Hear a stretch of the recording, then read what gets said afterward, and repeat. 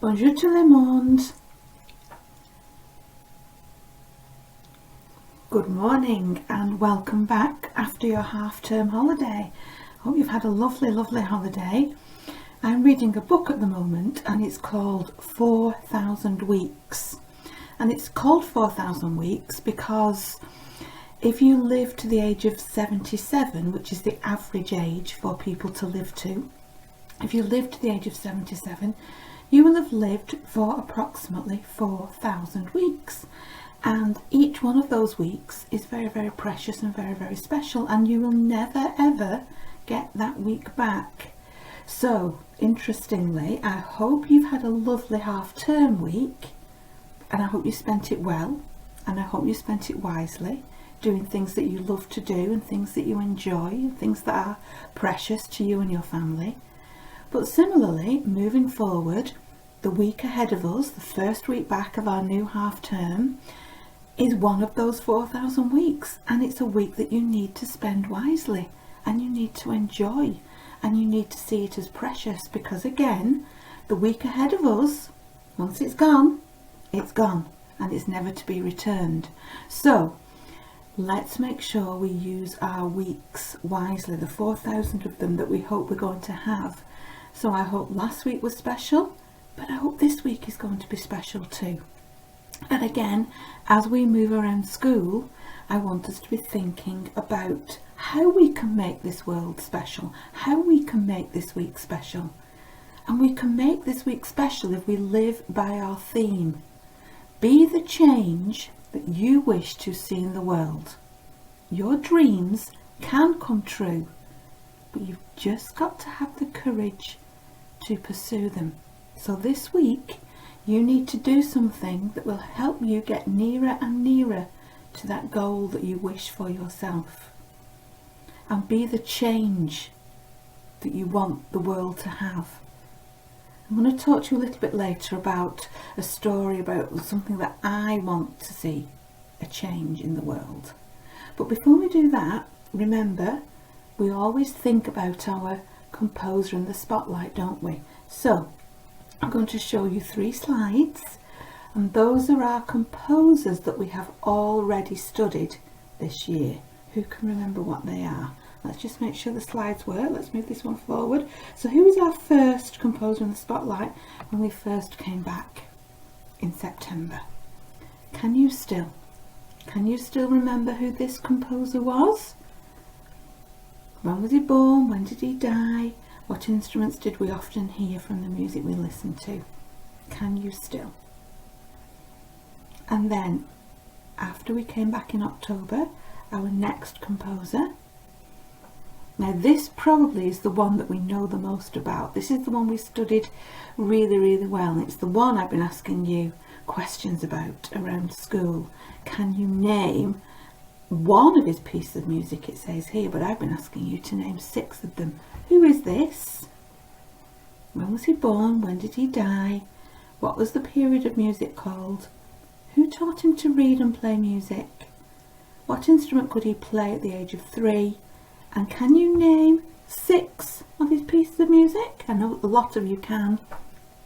I know Harley up in year 6. I know you definitely can, because every time you see me, you grab me and tell me the pieces of his music. Okay.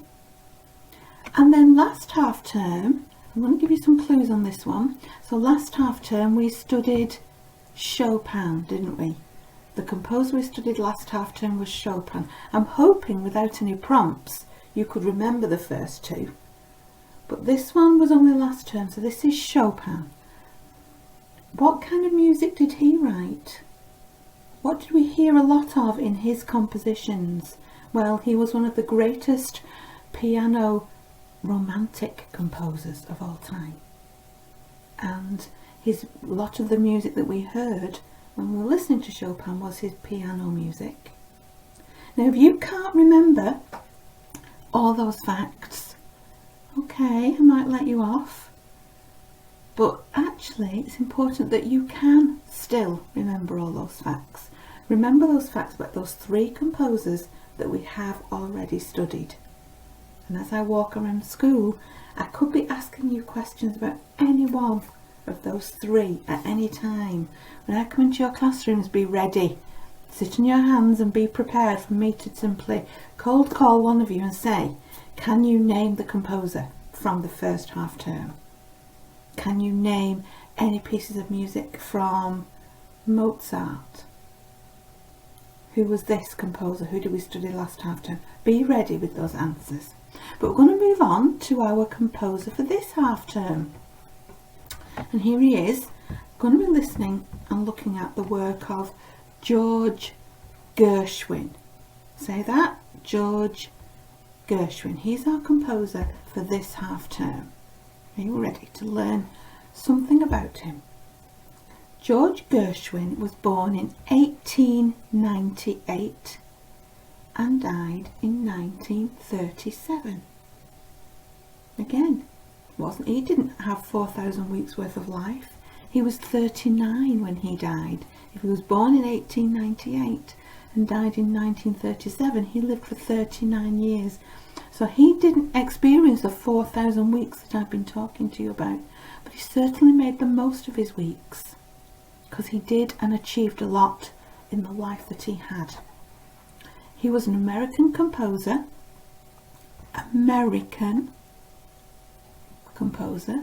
pianist, so he played the piano, and he was a painter as well. He must have spent many hours practicing those things to be able to become an accomplished pianist and an accomplished painter. He was a composer of jazz, opera, and popular songs for the stage and the screen. A lot of his music was played in theatres or at the cinema as part of films. George lived a boyhood lifestyle which included running around with his friends, roller skating, and misbehaving in the streets. And until 1908, he cared nothing about music. He wasn't one bit interested. So most, like you, children in your classes now, up to the age of 10, he had no care at all for music. Born in 1898, and by 1908 he was still roller skating, playing with his friends. Fine. But then, as a 10-year-old, he was intrigued when he heard his friend Maxine Rosenzweig, she was playing the violin. And the sound and the way that his friend played captivated him. And at about the same time, George's parents had bought a piano, but not for him, for his older brother. But to his parents' surprise, it was George who spent time playing it, and he continued to enjoy it. So from the age of 10, at the age of 10, he started to learn to play the piano. That's interesting for some of you, isn't it? You're coming up to the age of 10 or less than 10. You could start to learn to play the piano now. And you could be as accomplished as anyone if you decide to put the hours and the practice in.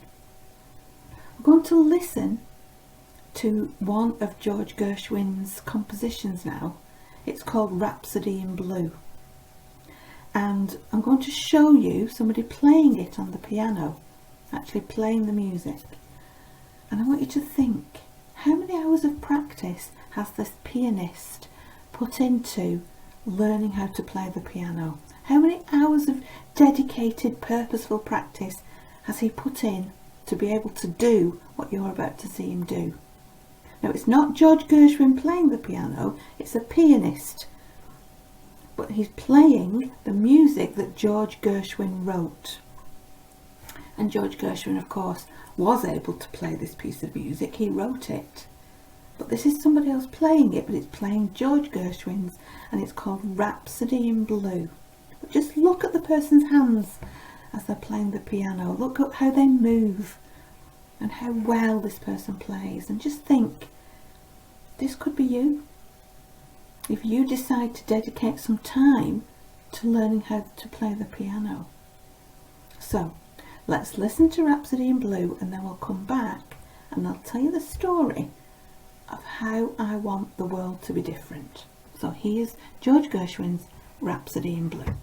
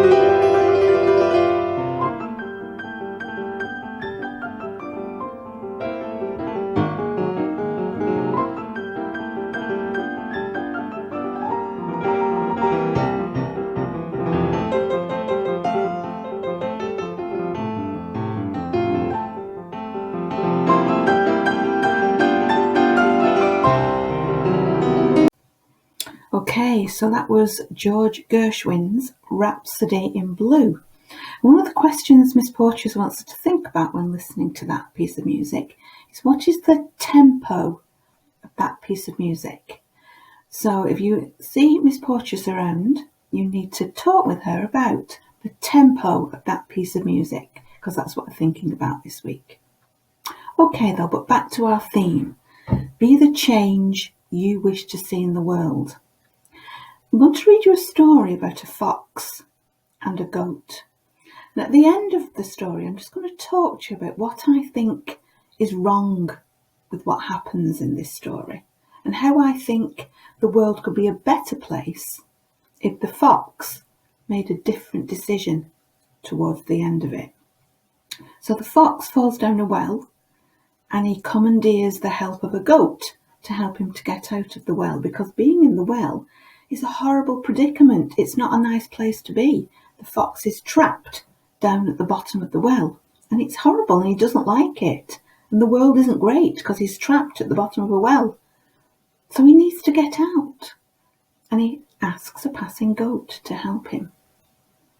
But the way the story goes on from that point is something that I don't like about the world, and it's something that I would like to see changed. So you think about this, and we'll talk about it at the end when we've heard the story of the fox and the goat. Once upon a time, a fox found a well. It was quite a deep well, but it had clear water in the bottom, and the fox was so thirsty. He leaned as far as he could over the low wall of the well, and the next thing he knew, he'd fallen in with an almighty splash. Luckily, the water wasn't very deep, so the fox didn't drown, but he stood there up to his ears in the water, wondering what to do next. "Well, I'll have a drink now I'm here," said the fox, "and then I'll climb out." But he soon discovered that that was easier to say than to do. The sides of the well were steep, and they were slippery with slime. And each time he tried to climb out, he slid down into the water again. He tried to jump, but the water was weighing him down, and he couldn't spring high enough to get out. "I'll just have to stay down here until someone comes along to help me out," he said to the echoey walls of the well. Well, after a little while, a goat came wandering by, looked into the well, and said, "What are you doing down there?" The fox looked at the goat and thought, she's not very observant. She's not noticed how slippery and slimy the walls are. She doesn't realise I'm stuck down here and I can't get out. I'm going to play a trick on her. Now, this is the point where I don't like what happens in the rest of this story. And this is the point where I would like to see the world be a better place. So let's think what the fox could do. Now, the fox needs to get out of the well, and the goat is there to help. Brilliant. But let's look at what the fox does. "I'm having a drink," he shouted up at the goat. "This is the best water for miles around. Oh, it's deliciously cool and clear. Why don't you join me down here? I'll share it with you." "How very kind," answered the silly goat. Without bothering to look or think, she jumped into the well. She had a long drink and then looked around to see how to get out. "How do we do it?" she asked. "Easy," said the fox. "You stand on your back legs and stretch up the wall as far as you can with your front legs. I'll climb on your back, stand on your shoulders, and then I will just about be able to reach the ground to climb out. And then I'll pull you out." "How very kind," said the silly goat again.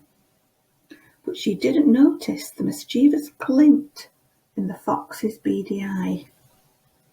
She didn't think to wonder what she would do if the fox didn't help her. She simply did as the fox suggested.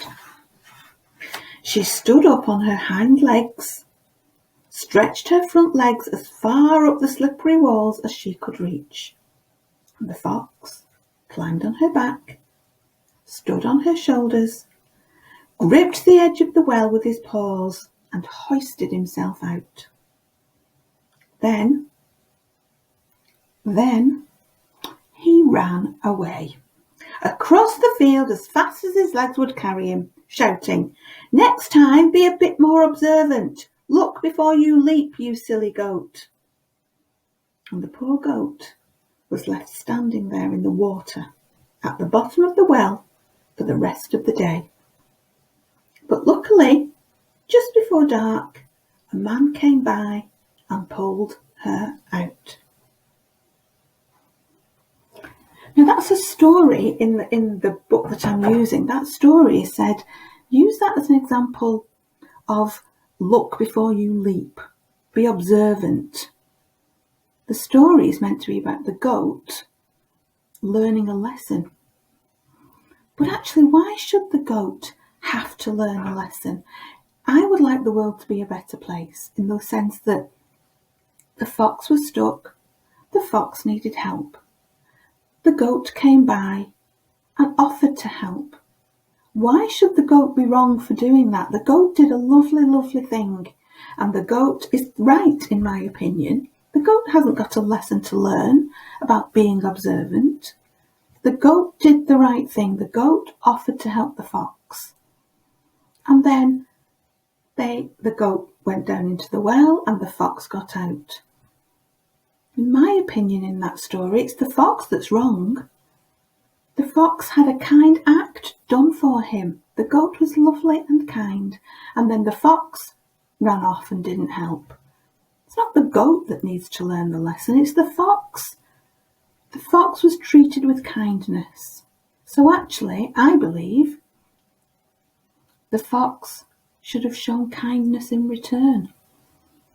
Not been sly and sneaky and tricked the goat. The goat was being lovely. And in my opinion, the goat is the hero in that story. The goat did the right thing. She's not silly because she didn't look before she leapt. That's not silly. She offered to help. And actually, the fox running off was the one that I would like to change. I would like to say to the fox, treat other people how you've been treated. It was horrible stuck down in that well. You didn't like it. So why would you want somebody else to be stuck down in that well? If you didn't like it in the well, then actually you should think that other people wouldn't like it neither, and the goat would be frightened and scared. So don't treat other people unkindly. When people do kind things for you, watch them, learn from them, try to be like them. Don't be unkind back or see them as weak. People doing kind things in the world would make the world a better place. We need more goats and less foxes from the story. And that's the change that I would like to see in the world. And that's the change I'm prepared to be. So what I would like you to think about is, what do you want to be in this world? Do you want to be the goat who helps? Or do you want to be the fox who treats the people for your benefit, takes from the world rather than gives? I'm going to give you some reflection time. And then after that, we're going to say our school prayer. So last term, our Shine team wrote a school prayer together. So I'm going to give you some reflection time just to think about the change that you want to be in the world. Do you want to be more like the goat? Or is there something else that you would like to see changed? Everybody wants to be treated kindly. But to be treated kindly, it needs people to be doing the treating. It needs other people to be treating you kindly. We all treat everybody else kindly, then actually everybody's being treated kindly, aren't they? There's nobody doing unkind things. So I'll give you some reflection time, and then we'll say our school prayer together for the first time all together, saying our school prayer, and then let's sing our school song. Not sung it for a while, our Rock Kids Learn Sparkle and Shine song. And have a fantastic week. Don't forget, I'll be asking you questions about those composers, and also tell me our theme, and also one of your 4,000 weeks is coming up. Make the most of it, and always learn, sparkle and shine.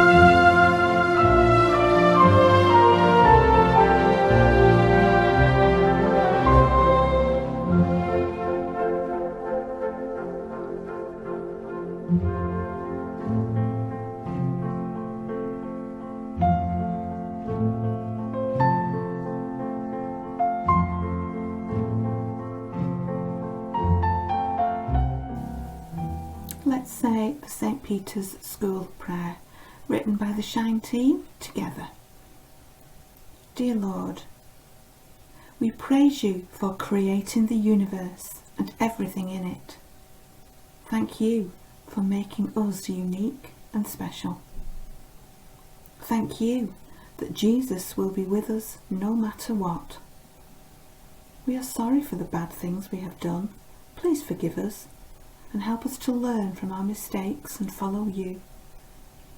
As we walk down Progress Avenue, help us to be inspired by St. Peter and fish for the keys to success. Help us to be a rock like St. Peter, to be bold and strong and never give up. As St. Peter built the church, may we build a community of peace, hope, love and joy. Please help us to respect our differences and stick together even in the hardest times. As your Holy Spirit gave St. Peter courage, may we have the courage to learn, sparkle and shine. Amen.